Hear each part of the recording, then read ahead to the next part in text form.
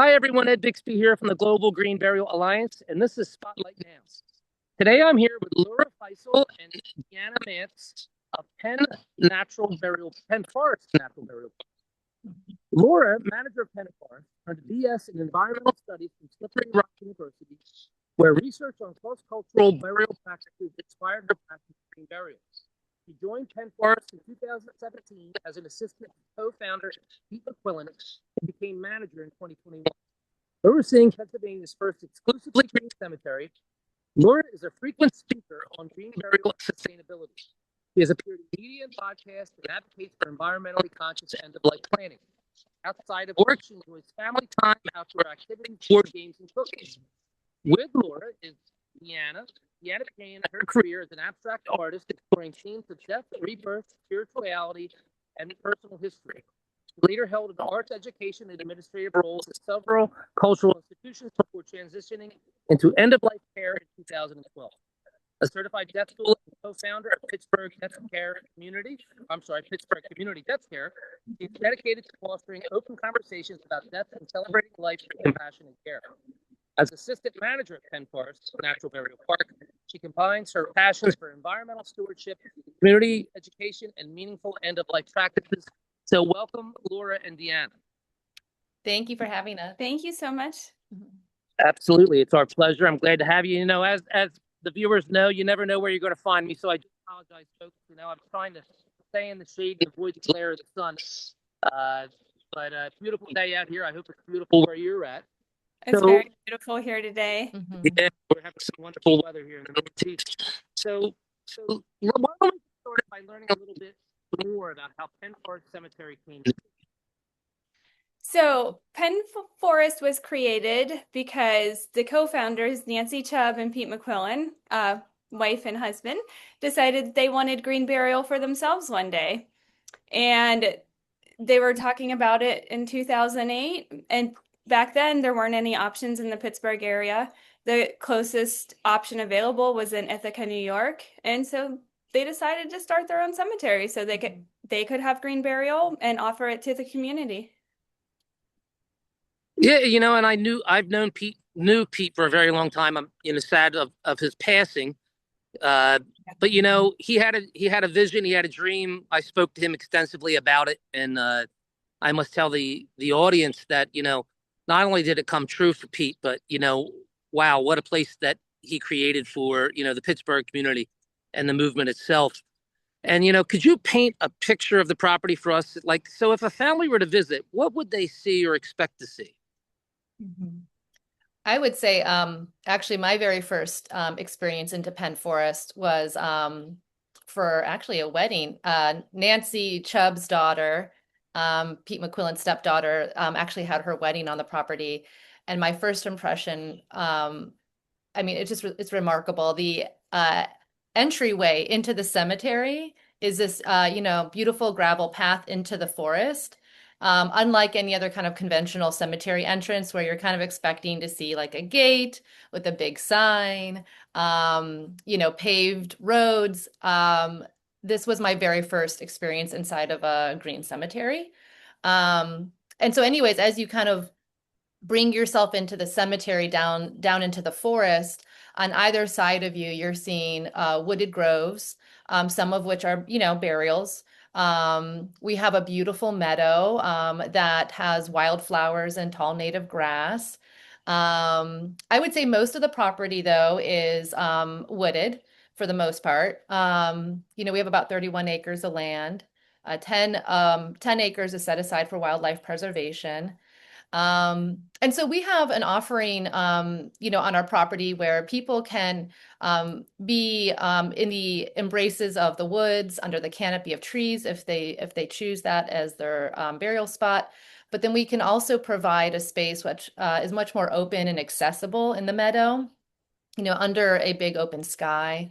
And so we kind of have the best of both worlds on this property. Yeah. For everybody, you know, whoever has a preference of being in the untamed, chaotic beauty of nature versus something a little bit more like, you know, mode and yeah, accessible. So, and just a couple other things I would like to add to that beautiful description is We also have hiking trails Mhm. for visitors, about 2/3 of a mile long. We have a flower picking garden so they can pick flowers to lay on a loved one's grave or to use for burial services.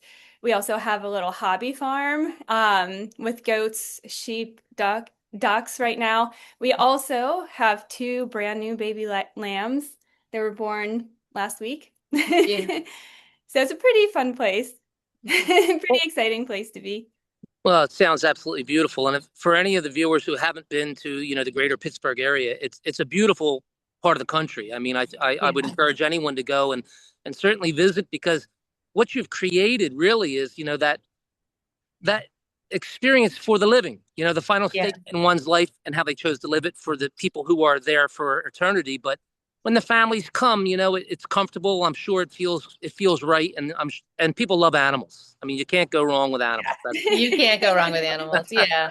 Our big mission here is obviously to be of service to to the dead, to people who have passed away and are entrusting us with their body indefinitely, right? But also to be of continued support to those who are living and who are living on, family and friends of loved ones buried here. But we also provide a lot of programming and support to just anyone who shows up and wants to be a part of the community. Yeah. That's wonderful, and I'm so happy to hear that. We need more of that, and you guys are doing a great job. That's for sure. So, if a family were to come to you, like because most of the viewers always want to envision what they might experience. So, kind of from like A to Z, what might a service look like at Penn Forest? So services at Penn Forest, they range from very traditional to very unique, often a mixture of the two. One of my favorite services here was for an old Pittsburgh musician and artist, and his burial was in one of our wooded groves. We cleared out space to do the burial. His wife had everybody dressed really colorfully. They hung up Buddhist prayer flags.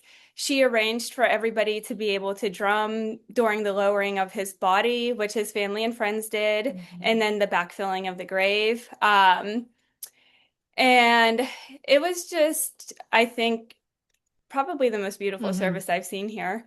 But they're all beautiful, and they're all unique and special in their own way. And so for the burial services, the families will arrive, we'll gather around the parking lot area. We recently got a caisson, which is like a replica of a Victorian era funeral bier. And we use that to pull the body from the parking lot to the graveside. They'll do a burial service. They can help pallbear, they can help lower the body into the grave, they can help shovel dirt back into the grave. And then if they don't want to help in these ways, we're happy to do it. Yeah, and I would say just in my own personal experience of having attended a lot of burials and funeral services that were primarily conventional up until my career here, what I find really exciting about the services that happen here is that families and friends have more creative liberty. Yeah. And it's remarkable when families get involved in organizing their own burial service for their loved one. It's just so unique to that person. You really feel connected to the person that you're helping to bury. Like I get to learn about that person through the family and friends who are participating and doing things that honor that loved one. We've seen services where especially for musicians, like people will come out with flutes and guitars and do sing-alongs. We've had people like do like a reading from like a children's book for a grown-up burial, but people who had brought like natural adornment offerings and adorned the loved one before burial. There's just all these really unique ways that friends and families get involved that I think gives them also the voice to express their love for the person that has passed away. Absolutely. And you used the word just then express. So, it's a real expression, Yeah. of emotion and feelings. And that's what's most important for people to understand is that, at the end of the day, we all live and we all die. And it's part of, the cycle of life. And of course, we'll have grief when someone passes, but at the same time, we should be celebrating a life that was lived. And by you allowing this freedom of expression, that's really truly creating a memorable experience from a bit of a grief-stricken, tragic time, but Right. rejoicing. I mean, so I love that. I think it's great, and it's good for the viewers to understand that, to hear it from people who are actually doing it. And I mean, you've been around for a while now, so it's not like you're the new kids on the block. But, we always have to ask because, in our movement, we've seen trials and travails when it comes to how people feel about what we do, unfortunately. So how has the project been received by the community? And have the feelings or interest changed since your opening? Like, has it evolved to more of an open feel, or how has it always felt that way? I would say that we were fairly well supported going into it, especially by the planning department of our local municipality. They really loved what we were doing. The head of the department said, create this master land use plan, and I'll approve everything that you want to do for 100 years out before I retire. Because they just they just thought it was really great. There were some folks who were unfamiliar with the concept and not sure what to expect. And, some people made remarks like, well, I don't want to be driving by and seeing arms sticking out of the ground. Yeah, right. So Pete was like, okay, we won't do that. Yeah. But I think, so I've been here since 2017, and in 2019, I've really saw a shift in like interest in green burial, generally, and Penn Forest specifically. And it's just been really, really wonderful to see that shift and, the more support behind it. And it's been steady too. It's not like we're growing so quickly that we can't handle it. It's just this very like the pace of growth that we're experiencing each year is a nice steady growth that's very manageable and sustainable for us too. Yeah. And so it's just reassuring to know that like with each passing year, we're expanding in our community, and just like in interest and in business. No, absolutely. And we all know that people only fear what they don't understand. So it's our job, Yeah. as professionals to educate, transparency of Right. process. And then when they experience it, I always tell people the light bulb truly goes off for someone if they experience one. And then they say, wait a minute, this is really the way it should be. So I'm glad to hear that, that the local officials embraced it because it's really a worthwhile, thing to embrace, and not something to fear. And with that being said, in your community in particular, have you seen, do you feel as if people have become more interested in green burial options? And if so, what would the main reasons the families are drawn to your services be? Is it more about that freedom of expression? I definitely think that's part of it. Absolutely. And I think there's a lot of people who are wanting to be more sustainable in how they die, right? I mean, we all make huge efforts about how to live more sustainably. And then there's like this missing piece of like, but what happens when you die? And like, what are the sustainability practices in that? And so now that we have more and more people considering the full spectrum of sustainability from the point of living to the point of burial, definitely there's a lot of connection there. I had a tour yesterday for a family who was familiar with Penn Forest, had met Pete McQuillin some years ago. And then they kind of finally came back around to reserving their burial right here. They're in their 80s. But at the end of the experience of picking out their space, for some families, they want to pick out the exact location, kind of envision where their body is going to go. And this was a husband and wife. And at the end of it, they just talked about like, they didn't think it would be so much fun to pick out their burial plot, and then for the wife in particular, she said, I just feel like a weight has been lifted. that Yeah. this thing that I've been afraid of my whole life feels so much more approachable and acceptable with a green burial. And so that was a really meaningful point for me to feel like I'm Yeah. assisting not just in people pre-planning and making arrangements, it's also about giving them that opportunity to build a healthier relationship with death. You know?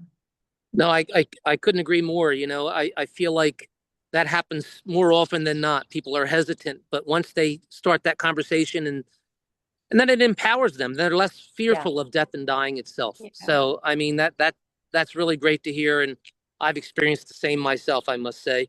Mm-hmm. And, for your community in particular, anyone watching this that might have interest in Penn Forest, do you have any advice for someone that, is interested in having a green burial, like as to where to begin? Do you want them to come out and meet with you folks so you can have a little tour, or what works best?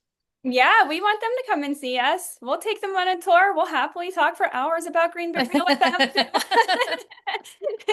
I have a history of having the longest tours ever in Penn Forest staff. I tend to kind of like spend a lot of time with clients. You can maybe shorten the appointments a little bit. But yeah. Yeah. I think you really got to see it.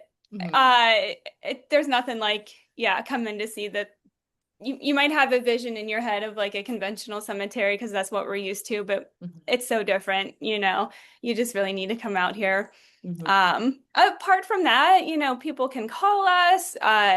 We're happy to talk to them over the phone or share, send them information.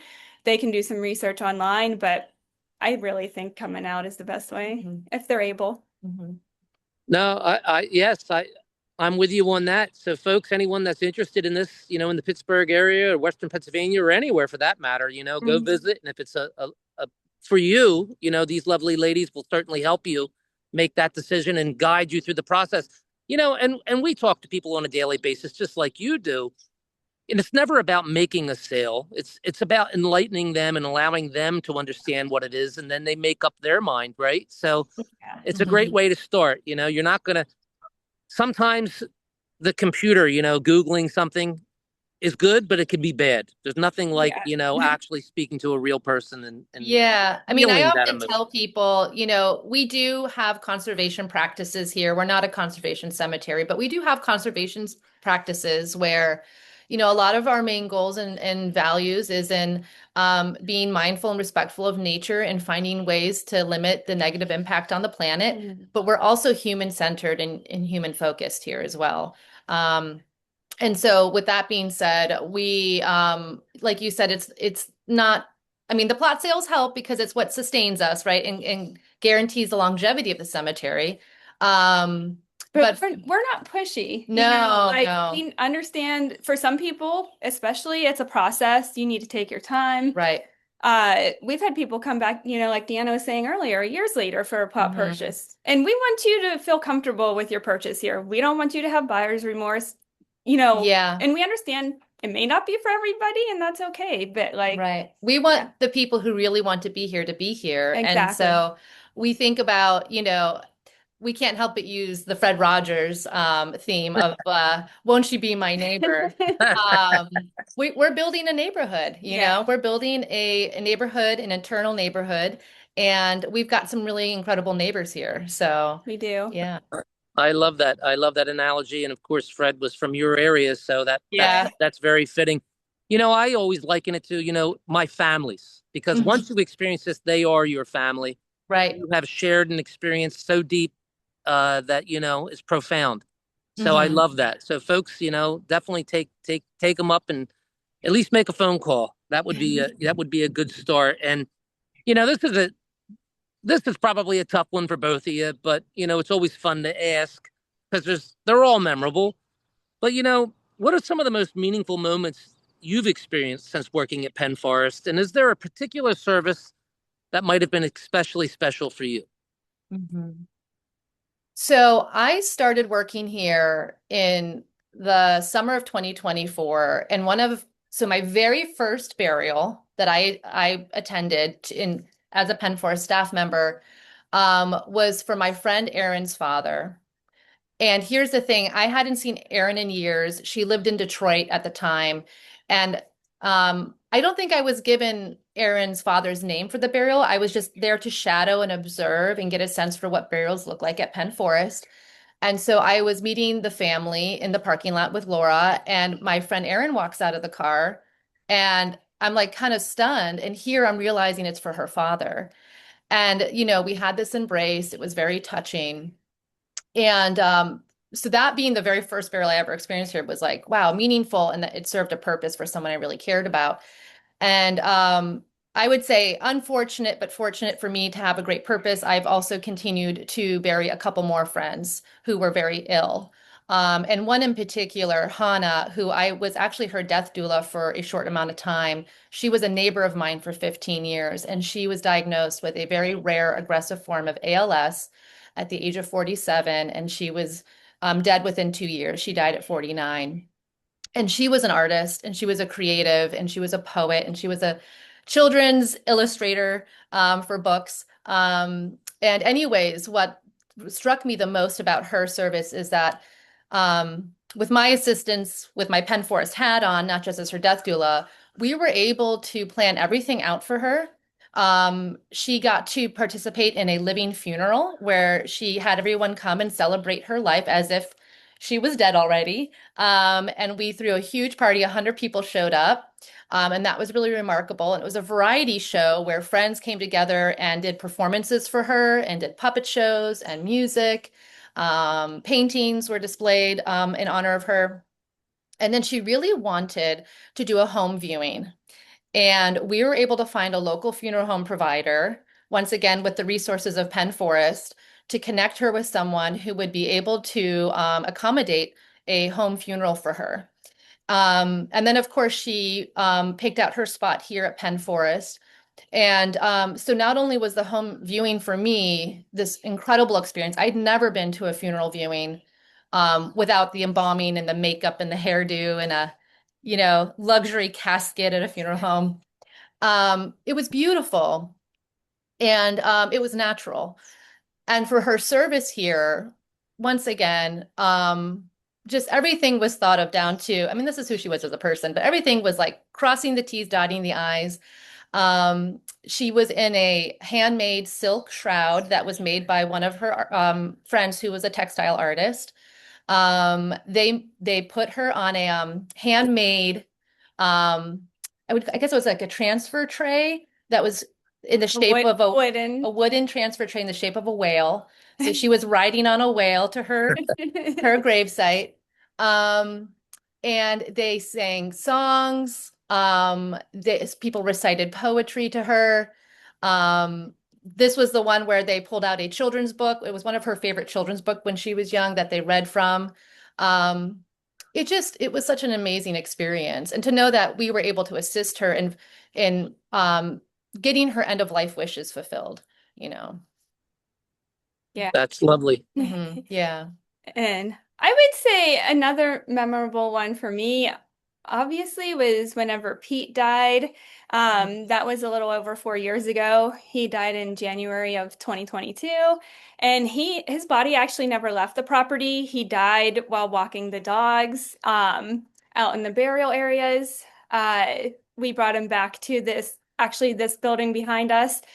It was in the process of being restored, and there was no heat, and it was January, and it was cold. So we set his body up there. Another local funeral director came and helped Nancy, wash and prepare the body and put him in the shroud that he was going to be buried in. We, had him in there for 4 days. Family and friends could come and visit him if they wanted. Whenever it was time to do the burial, we put him in the back of the pickup truck and drove him down and got him closer to the gravesite and carried him through the woods to his site. The service was led by a friend, and, family and friends helped to backfill the grave. And yeah, it was beautiful as well. No, and very fitting, for both of you. You painted a beautiful picture, and again, like I said, knowing Pete, it's almost like it was meant to be in many ways, right? I mean, to be there where what he created, what he loved, and your friend, the freedom of expression, that was shown. So that was very beautiful. Thank you for that description for our viewers. And this brings me to, we're nearing the end of our interview, but it always brings me to my favorite part of it. So where would you hope to see Penn Forest in the next 5 to 10 years? Well, we would like to see it continue to grow and expand. We would like to also continue to spread the word about Penn Forest and green burial. We get so many people who are close by that are like, "Oh, we never knew you were there. We never heard about you. You're right in my backyard, and we didn't Yeah. have any idea." So, continue to educate the community about us and Yeah. I mean, I would say there's always a dream of having more amenities and facilities to support those who are still living, to participate and be involved and engage in the land here and with us. So maybe, if we ever come across someone who wants to donate a building that we can have like a little space for people to come and do services, memorial services in, that would be great. And just in addition, I mean, aside from Penn Forest, I mean, I hope to see more options of green cemeteries around Pennsylvania. It's a point of pride for us to be, the only exclusively green cemetery in the whole state of Pennsylvania. But I'd love to see more options, for other people, whether, exclusively green cemeteries out in your direction, And so, yeah, I would say those are some goals we're hoping for in the next 5 to 10 years. No, I think you'll achieve them. And anyone listening, if you got a nice little coach house or something in your backyard that's in need of repair. Right, I mean, right. Believe me, I myself have taken many historical buildings and moved them to the properties and repurposed them. So it's a great idea, and It's a cool idea. I hope somebody's listening and that'll come true for you. So yeah. Give us your old building, we'll find something to do with it. Absolutely. So I want to thank you, Laura and Deanna. I mean, it's been a pleasure to speak to you today about Penn Forest and what you do. You're doing great work out there. And for the viewers, you can learn more by visiting pennforestcemetery.com. So thank you very much. Thank you so much, Ed. It Thank was you. a pleasure talking with you this morning. Yeah, we really enjoyed our time with you. Thank you. All right. Thank you, ladies. All right, everyone. Ed Bixby here from the Global Green Burial Alliance, and this was Spotlight Now.